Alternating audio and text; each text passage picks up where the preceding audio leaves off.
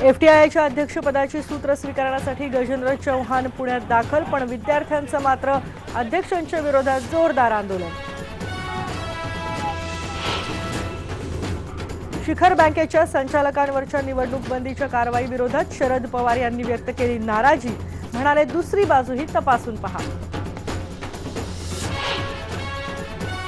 Bank निवडणूक बंदीचा निर्णय राजकीय सूडबुद्धीनं घेतला नाही, मुख्यमंत्र्यांचं पवारांना उत्तर, दुसरी बाजू तपासून पाहण्याचंही दिलं आश्वासन।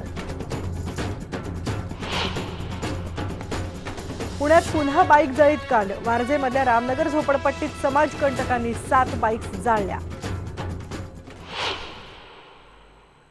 जम्मू काश्मीरचे मुख्यमंत्री मुफ्ती मोहम्मद सईद यांचं निधन, उद्या होणार मूळ गावी दफनविधी। मुफ्ती मोहम्मद सईद यांच्या कन्या महबूबा सईद होणार मुख्यमंत्री, सूत्रांची माहिती।